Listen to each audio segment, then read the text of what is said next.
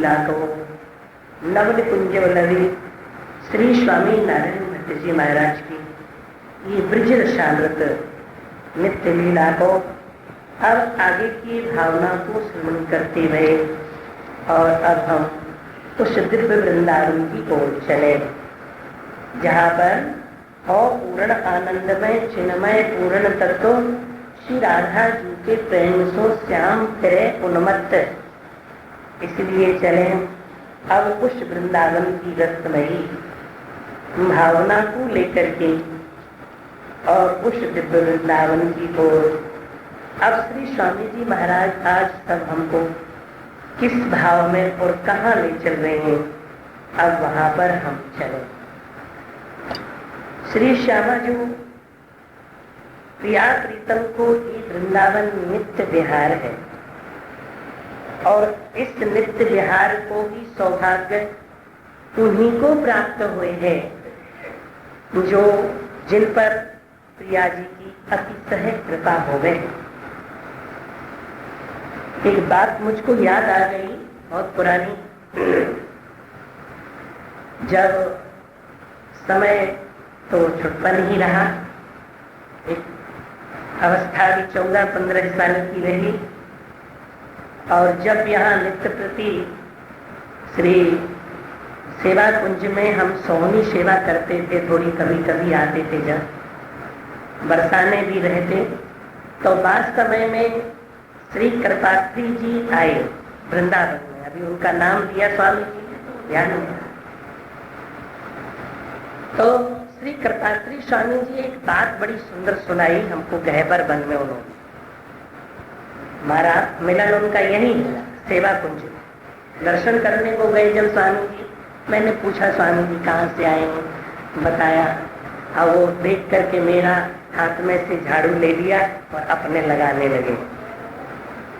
जो सनातन धर्म के स्तंभ थे विद्वता,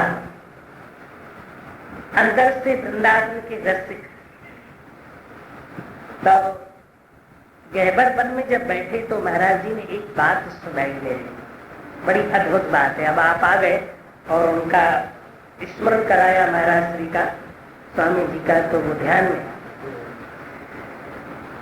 हमारे लड़कपन के अनुसार हमने पूछा, जो बचपना था उस समय, तो मैंने पूछा कि महाराज जी आप तो बनारस में रहते हुए वेदांत की चर्चा करो, आप यहाँ वृंदावन में आए थे, आपको कहाँ रस मिलो यहाँ?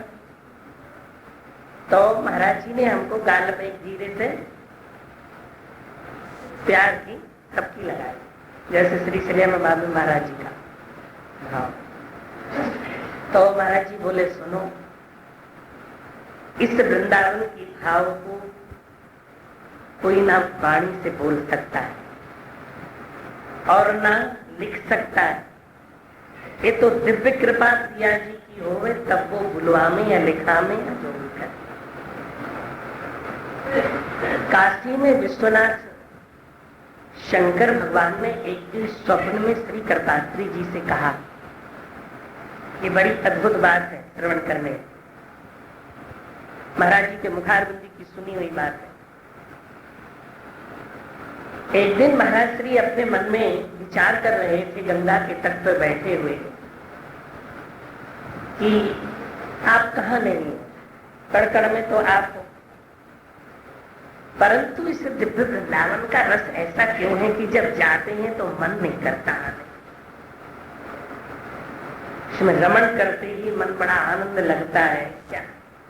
तो रात्रि में श्री विश्वनाथ शंकर भगवान ने दर्शन दिया महाराज जी के लिए और कहा कि मैं भी वृंदावन में ही रमण करता हूं,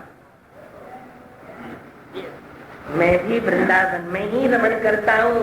और बोले कि सारे संसार में जितने देवी और देवता हैं, अनंत भूमंडल पर, अनंत ब्रह्मांड में जहां तहां, परंतु जो उपासना, जो रस उन जगह कहीं प्राप्त नहीं हो सकता है, वो वृंदावन में ही रस प्राप्त होता है। कि इसलिए तो शंकर भगवान महाराष्ट्र में सम्मिलित होने को कैलाश छोड़ के भागे आए। ललिता जी ने कहा महाराज कहाँ भागे जा रहे हो? बोले रात में बंसी का नाद सुना है। बोले प्यार प्रभु ये क्या रूप है आपका, इस रूप से नहीं जा सकते हो। क्यों? ये वृंदावन रसामृत है, इस वृंदावन में तो सब जो है मधुमक्खियां ही हैं। मधु रस तो एक ही है। बोले क्या है?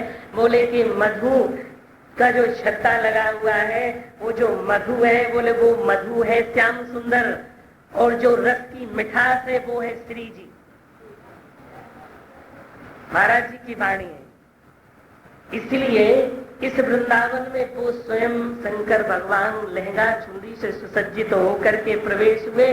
बोले हमें लहंगा चुंदी क्या, जो पहना दो सो पहनने को तैयार हूँ, और जो बना दो सो बनने को तैयार हूँ, परंतु प्रिया प्रीतम का रस प्राप्त होना चाहिए।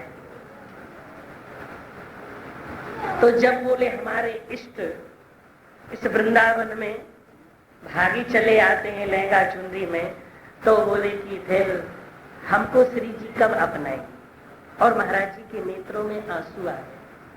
जब श्री जी के मंदिर में हम ले गए और प्रिया जी की प्रसादी चुनरी हमने कहा महाराज श्री को उड़ाओ साईं जी से, तब जैसे ही चुनरी उन्होंने मेरे हाथ में दी और मैंने महाराज श्री को उड़ाई चुनरी, तो महाराज श्री का मैंने घूंघट ढक दिया। घूंघट ढक दिया तो महाराज श्री घूंघट ऐसे मारे, फिरकी लगाने लगे, वही नाचने लगे घूंघट मारे। तो ये तो ब्रज रस की प्रवाह है। यही बरसाने में तो मुरारी बापू की कथा हुई थी उस समय। अंतिम दिन विदाई के समय में हम और श्रीमन नारायण जी मामा जी और सभी वहाँ जब रहे, तो वहाँ हरिवंश साईं जी ने कहा भाई चुनरी रंगीली को दो, यही उड़ाम, ये बरसाने की। तो हमने कहा महाराज आप ही उड़ाओ। बोले नहीं। तो हमने जब उनको उड़ाई तो हमने घूंघट मार दिया यहाँ तक।